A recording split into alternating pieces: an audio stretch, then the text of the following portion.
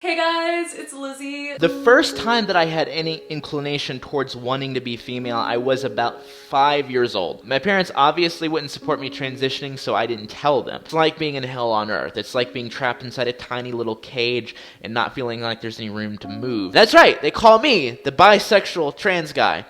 A transphobe and a homophobe. So those were some excerpts of what this video is going to be. I'm so excited for you to watch it. Set aside about 30 minutes so you can watch all the way through. I promise this is extremely engaging. All of what Isaac has to say. When he sent me the final version of his video parts and I was watching through, I kept re-watching. It was so intense. So this video is all about trans issues and Christianity. Since I have no concept of the feeling of gender dysphoria, I thought it'd be way better to bring on someone who lives that. Isaac's YouTube is called the Orthodox Lunatic. If you go watch his videos, you'll see my comments in the comment section. I watch a lot of them. So his channel is linked below, and this is going to be an interview type video where Isaac just talks and answers all of my questions and tells us his story. So for those of you that don't know me, my name is Isaac. I'm 20. I'm fresh out of my teen years. I'm an adult with autism. I live in a suburb of Greenville, South Carolina. I'm an Orthodox Christian with gender dysphoria. I identify with the ex-transgender movement, and I run one of the more popular Orthodox channels here on YouTube called the Orthodox Lunatic. I've worked in a psych hospital for almost a year, and I'm a new EMT working with EMS, as you can tell by this ridiculously expensive stethoscope right here. I'm pretty much a sucker for anything that has to do with medicine or psych, or even better, both at the same time. So for the first question, what is gender dysphoria and what does it mean to be trans? The reason that this question is so important, why I'm making this video, is that a lot of people have denied the experience of people who say they are trans and people who are gay. But in the DSM, which Isaac's going to explain, it stands for the Diagnostic Statistic Manual of Mental Disorders, so it's like the Bible of psychiatry. Gender dysphoria is in the DSM as a real clinical diagnosis. Gender dysphoria is classified by the DSM as a condition where an individual feels very uncomfortable about their biological sex and usually wishes that they were born the opposite sex. A person with GD is typically repulsed by biological traits associated with their sex, whether we're talking about genitalia, body proportions, a bit of your voice, your mannerisms. Any range of those things might bother someone, and they may envy traits of the opposite sex. My belief is that dysphoria is a medical issue, which is, a mental illness in the brain where the brain totally rejects a perfectly functioning body. I hope that there is a treatment developed soon that can totally relieve dysphoria and make you love being who you are without going through so many treatments and surgeries. That was super thorough. I agree with all of that. Number 2, describe what it feels like to be trans so that people who do not have gender dysphoria can try to understand. There are a lot of ways that you can describe it, and all of them can be accurate in that you can view them as puzzle pieces that make up one big picture. It's like being in hell on earth. It's like being trapped inside a tiny little cage and not feeling like there's any room to move. Imagine the experience of suddenly being taken from the human body you're used to being in and put in the body of like some bizarre alien from a far-off land. You don't understand it, you don't know why you're suddenly there, and you feel like you want to rip your skin off. Every function of or aspect about that body that's different from the one you are in makes you feel even more uncomfortable and makes the pain even worse. For cisgender people who are comfortable with themselves, imagine being ripped out of your body and placed in the body of the opposite sex and you don't know why that happened. You're not comfortable with the body you now have, and you're certainly not comfortable with the social aspects and expectations associated with your new sex. You're left with the unachievable task of filling the role of something you don't want to be. You want to go back. That's what it's like. Dysphoria is this deep yearning within you that feels like that you were in the wrong place from the start, and you want to go back to where you were supposed to be. You want to go back to territory that's familiar to you. You want to go home, yet there is no home to be found. And you don't understand the why part. There's no rhyme or reason for the whole thing. It just is the way it is. Like I said, I think I spent every night for almost 2 years, if I remember correctly, age 14 to 15, crying myself to sleep from the pain of the dysphoria. I spent so much of my time and energy wishing I was a young lady and just fantasizing about how much better I thought my life would be if I was a young lady. I really feel I wasted a lot of time that could have gone to some pretty crucial stuff at that age. All of that sounds terrifying. I cannot imagine how that would feel to constantly be experiencing that. It totally makes sense to me how Isaac is saying he cried every day for several years. So number 3, for anyone who still might not believe that gender dysphoria is a real clinical thing, what else would you say? I think that thankfully that's a myth that not very many people believe, but if I did encounter someone who didn't believe me, I would tell them to take a look at my stack of medical bills in the other room that I accumulated from seeing my general practitioner several times, as well as a couple of other specialists, in an attempt to figure out if there's a medical cause for my gender dysphoria that can be resolved. There are a lot of people that I can point to, both trans people who've transitioned or trans people who've detransitioned, who've suffered from dysphoria and thus spent a lot of time and money trying to alleviate it through various means. If it was all made up, then myself, along with so many other people from different backgrounds,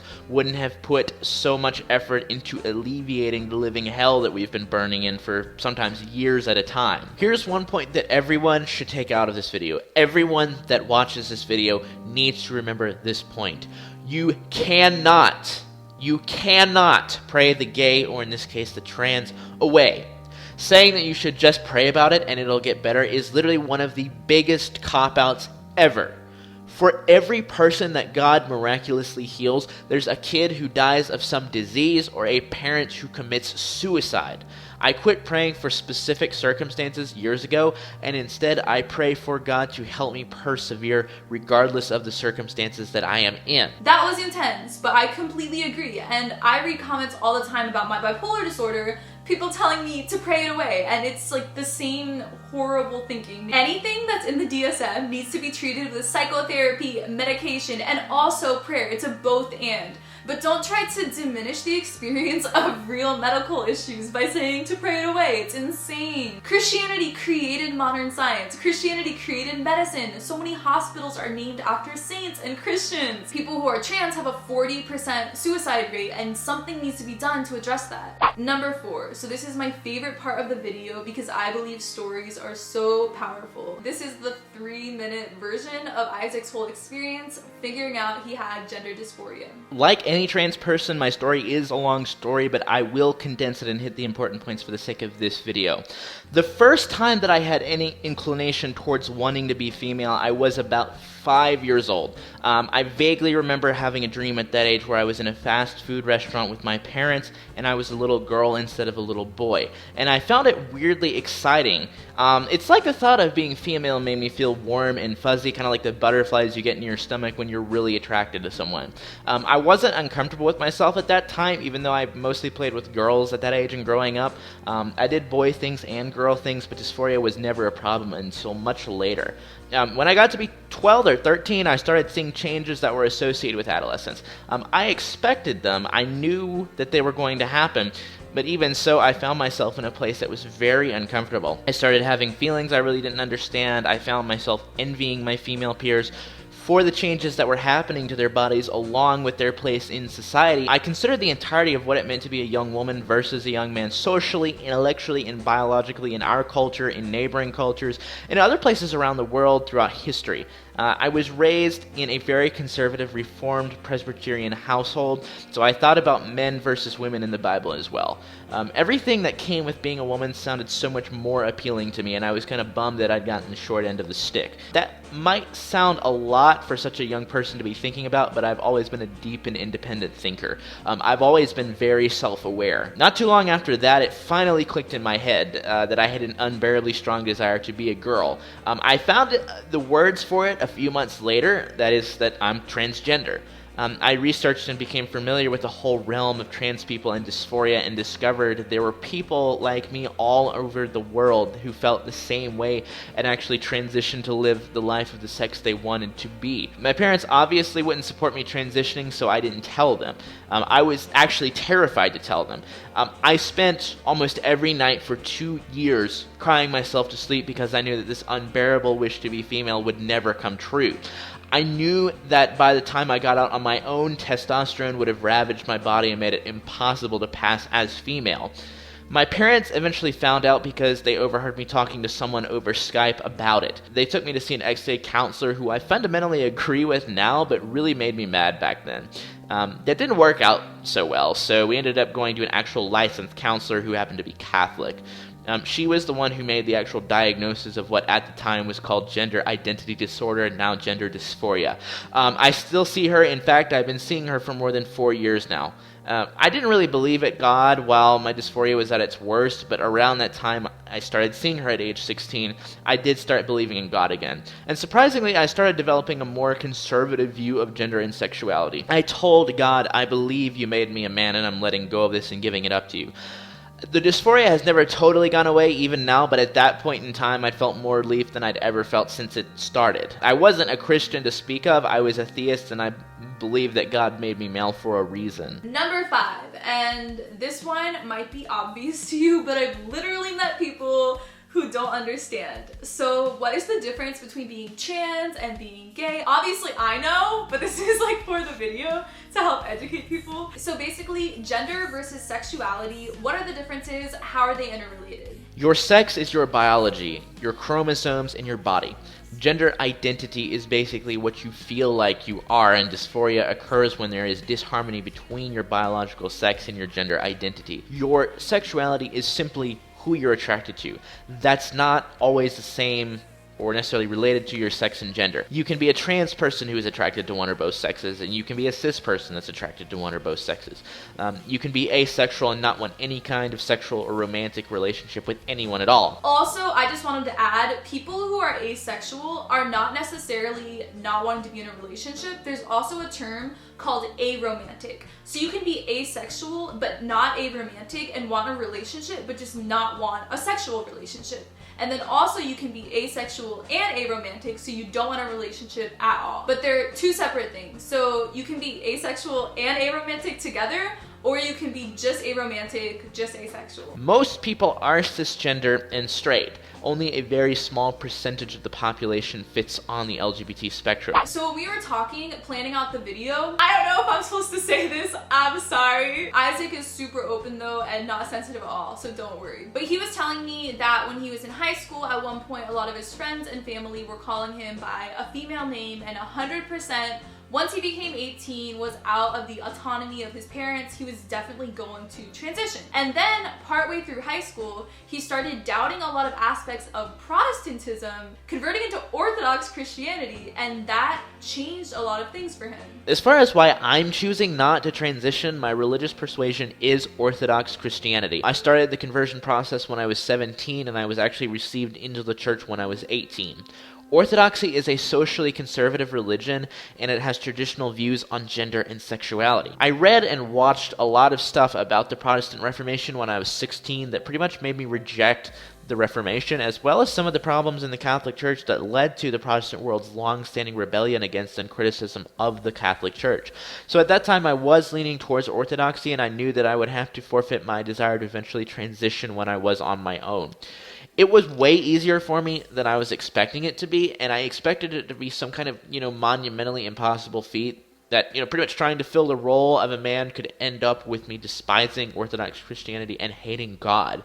I tried to do it when I was a non-denominational Protestant, and that's partially what ended up with me going through so much pain and not actually believing in God for a while. In absolutely no way when I was a Protestant did I feel that I received any aid from God or any divine source that helped me deal with dysphoria. A bunch of people at my church literally told me just to pray and it would go away. And I want to echo this point because I had such a similar experience in dealing with my bipolar disorder. My experience in Protestant churches, it didn't help at all. It made me want to stop believing in God. The things that people said to me and the ways they tried to help, it made it so much worse. It pushed me away from God. But for most of this year, I've been attending Orthodox and Catholic services and going to Divine Liturgy, Vespers, Latin Mass, just regular Mass. It's made me feel incredibly peaceful, so much closer to God. It's just been a healing for me in the way Protestant churches, for some reason, just did not give me the healing power of how the liturgy is. When you say the creed together, the prayers you pray during the service. And part of it too is being connected to the entire history of the church. Because the early church went through so much suffering. They would be martyred all the time, tortured in these horrific ways, and they would thank God and praise God through that. And so I think if you're going through anything horrible, suffering, painful in your life, that's just like a continual thing that is not going to go away, try out going to an Orthodox or Catholic church, and you might find that it makes you feel so peaceful and like it helps to heal you in like this supernatural way. It's amazing. The amount of peace that I experienced the first time I went into an Orthodox church was mind-blowing. The peace I felt was so serene that having to give up my lifelong dream of becoming a woman wasn't nearly as much of an issue for me as I thought it would be. When I'm praying, when I'm at services, when I'm with my Orthodox brothers and sisters, all the pain fades away, and all I'm left with is really the love of Christ and the astounding divinity of God's church. I suffered a mental breakdown unrelated to this issue over a year ago, which left me pretty much going to church only once or twice a month, if even that. And when I recently got back into going to church regularly, the astounding, serene sense of peace returned. Recently, I went to an evening vespers at my cathedral, and it was the first evening vespers at St. George I've been to for a while. The inner peace was just breathtaking. I agree so much. I love Orthodox liturgy. It feels like you're being in heaven. If you read Revelation 4 talking about the throne room or Isaiah 6, that's exactly what it feels like. It feels like you're walking into the throne room of heaven and worshiping God there with all the Christians through the years. It's the most amazing feeling. Go to an Orthodox service or Byzantine Catholicism. You have to go. I'm actually glad that my parents didn't let me transition. In the meantime, I pretty much cursed them for it and told them that I hated them for it and that they were crazy. But now I'm glad that they didn't let me make such radical changes to my body, because I would have detransitioned in order to join the Orthodox Church. So me transitioning would have only set a barrier between me and eventually what I would want, which was, to join the Orthodox Christian Church. And that is really powerful what he said, where he would detransition in order to become part of the Orthodox Church because he believes so strongly it is the apostolic church. And I'm sure so many other people who are gay and trans can relate to this, who are part of the Orthodox or Catholic churches, and they know they're never going to get married, never going to transition their entire life, but God is so much more important to them than anything else. And to anyone watching who is in that place and has made that decision, you have so much courage and strength and perseverance and just this purity in your heart to desire God more than anything else. So number 7, this one is controversial. What does Christianity say about being transgender? What on earth does Christianity and the Bible say about dysphoria? That is the hard part for a lot of Protestant and non-denominational Christians who believe in the Bible alone or sola scriptura for their doctrines and beliefs, and they don't have any regard for tradition, church fathers, church councils, and so on. They don't believe any of those have any type of binding authority. We believe not only the Bible, but all of the other things that I just listed have binding authority as well, and that they are ultimately congruent on dogmatic issues.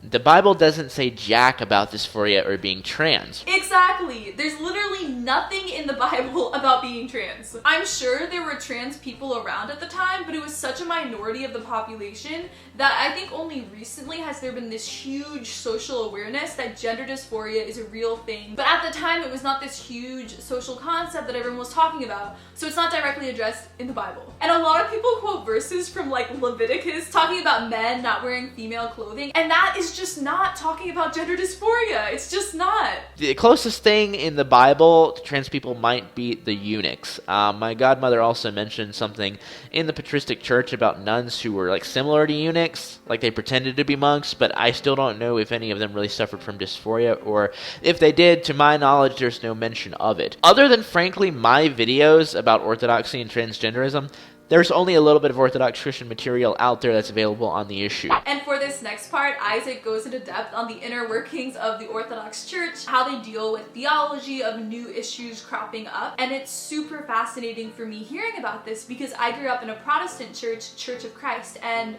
all the specific congregations were autonomous. So we didn't have any sort of headquarters. But then the Orthodox Church, Catholic Church, the early church from the very beginning, the Council of Jerusalem in Acts 15, they've always had these councils where they discuss new theology issues coming up. So structured and systematic in how they apply the infallible dogma to current practice. Any issue or controversy that significantly affects the Orthodox Church, or even an issue that only affects maybe one facet of the Church, results in some type of official dialogue or statement by bishops or clergy, whether we're talking about ecumenical councils, local councils, official statements by bishops, or even just articles written by individual clergymen. At this time, I don't think dysphoria is going to result in any kind of major statement by Orthodox officials. The number of people interested in Orthodoxy who live with dysphoria are extremely low. The only two reasons I think would prompt the church to have some type of official dialogue on the issue would either be if the amount of trans Orthodox or potential converts skyrocketed, or if major pressure is put on the church to accept liberal-leaning ideas about gender and sexuality. I figure that one of those will probably happen within the century, and I really hope it's not the latter. So number 8, how has the response been by most Christians in regards to you coming out to people as having gender dysphoria, or just Christians as a whole? What is your response to them? The response by American Christians, for the most part, has been awful. Running around calling people that they've never even met slurs and rude names. You have had kids who are being bullied for being gay or trans or whatever else, and you have these conservative Christian families who sit back and watch this stuff happen, and they think it's okay. It's horrible. Even in Russia, an Orthodox country, there was a video of a social experiment a few years back where two guys were holding hands and pretending to be a gay couple, and they got heckled. People threw stuff at them. It was awful. You can respectfully disagree and mutually be understanding of each other's positions. I hold disagreements with a lot of people. Think certain things about sexuality, religion, politics, music, video games, anything you can think of, but we're respectful about it. I cannot believe that we have this type of crap going on in Western society in 2017, almost 2018. 2,000 years after Christ came to redeem humanity and deliver his message, we are still not getting it right. Each and every one of us can and should improve if we are to call ourselves Christian. The term love isn't just referring to an emotion. Love is something you do. Similarly, being a Christian isn't just something you proclaim and put under your basic info on your Facebook page. Being a Christian is something that you do. Number 9 is super interesting, and I didn't at all think this would be part of the video, but when we were planning out the video together, this came up, and I thought it was fascinating to bring politics into this as well. So what Isaac's thoughts are on the LGBTQ community. To be totally honest, I am not fond of the LGBT community. I used to be part of the LGBT community associated with my college as well as another community here in upstate South Carolina. When I started aligning myself with conservative religious views and slightly conservative politics, they all dropped me like I was hot. To demonstrate how ridiculous this all is, I took an English class with this one girl who was in the same group I was, and I think she was gay or bi, and she was, and I think still is, dating another girl. She got my teacher fired for presenting more conservative positions on certain issues for the sake of argumentative papers. She used an audio recording from one section of the class to try and prove he was a bigot when he absolutely was not. The school's HR department and administration took something minuscule I said in my letter defending him and actually used it to say that he broke school policy and fired him. They also took what I said out of context, and he didn't even do what they accused him of. I found that the majority of LGBT communities online and maybe even in person operate in this manner. They cannot handle right-leaning opinions. They think people should be fired and censored whenever they even slightly disagree with other people. As much as I have some major disagreements and reservations about our president, he's in office because of those types of people. Conservatives, Republicans, Libertarians, just right-leaning people in general saw him as a giant middle finger to those people. So that's why so many people voted for him. Trump is a result of these radical people who believe in major censorship and restrictions against free speech. President Donald Trump is a grave that they dug for themselves, but I doubt that they are going to realize that before we get someone who's even worse than Trump. Finding a community of rational LGBT individuals is like finding a needle in a haystack. They exist and they are refreshing when you can find them, but in the minds of these people, everyone who disagrees with them is a bigot, and it's just not true. I've been called a sexist, transphobic, homophobic bigot for my views. And that's right, they call me the bisexual trans guy. A transphobe and a homophobe. My content is out there so we can have legitimate conversations from both sides, but after we have that conversation, the only thing I can do is agree to disagree and keep you in my prayers. That's it. I think what is really interesting here that I want to point out is he has condemned the super conservative evangelical community, but also the super liberal people who claim to be the most accepting. A lot of times they're not. A lot of times they're intolerant of any views that are not hyper-liberal. And I'm super honest on here about how I'm a registered Democrat. I am more liberal in a lot of my views. But I'm not hyper liberal in wanting to condemn and cut out any type of free speech. Please do not take that the wrong way. I'm not at all saying I'm for people being overtly racist, homophobic, transphobic. Not at all. That's not what I mean. I just mean in general, if someone has a conservative political view, they should be able to voice that in a respectful way without being immediately condemned. So a final thing that I think will be so helpful to everyone watching: how should we react and talk to someone who is gay or trans and coming out to us, and just anyone in our life who's dealing with that? How should we be? It really depends on who you're talking to. Back when I was in that really dark time, it was hurtful for people to use male pronouns or call me a guy. I was always hyper aware of my masculine traits, and I could never really get dysphoria off my mind completely. I could never forget. It was always there. Some of my family was understanding and tried to reduce that kind of language to a minimal in order to help me in my struggle. Other family members didn't, but it really doesn't matter to me now. Nowadays, I really have an extremely thick skin compared to most people. I don't really get offended or even bothered by stuff that people do. Dark jokes don't bother me. So by virtue of having a thick skin, I can stomach anything transphobic jerks throw at me. You've really got to meet someone where they're at. Some people don't want certain questions asked of them and don't want to talk about certain things. Other people are very open and not much is going to bother them. You have to deal with a trans person the same way you deal with anyone else, which is individually. This should go without saying, but like I said, crazy stuff is still happening despite it being almost 2018. Just don't be a jerk. Be nice. And something I wanted to add to this, because one of my friends who is gay came out to me this year and he was telling me pretty in depth for about an hour how everyone's reactions were. And the main thing that hurt him so much is that immediately when he said he was gay, the person was like, "So never get married." Like, that was their first reaction. And I didn't really say anything. I just listened and I asked questions and then I listened and I didn't even say anything. So I think that this question of how you should react is you shouldn't react. Like, I genuinely believe you should just listen and listen, because this person has been hiding this for so long. It's so vulnerable. It's really, really hurting and affecting them. Like Isaac said, he cried for 2 years straight. And so I think anyone part of the LGBTQ community, we should not react to them and tell them what to do immediately. Instead, we should listen and validate their emotions and their experience and make them feel known and understood. And that's how we should love them. As a last word about this whole issue, I think that for many people who suffer from dysphoria, dysphoria never goes away, whether they transition, don't transition, or even detransition, whatever circumstances they may be in. From time to time, the fact that I would rather be a woman, have a husband, birth kids, raise them, and take on the full role of a woman in society does hit me hard. However, God's peace and the peace I get from the church always helps me deal with it, and it helps me to accept who I really am. I am more confident in who I am now than I've ever been before, but I believe it will probably be a lifelong struggle for me. Lizzie, thank you again so much for having me on. I look forward to potentially doing another collaboration after this. I hope you and everyone watching has a Merry Christmas. As the Orthodox saying goes, Christ is in our midst. Thank Isaac for being in this video by subscribing to his channel. I'll link it below and up here. I love you guys so much, and I will see you in my next video. Bye!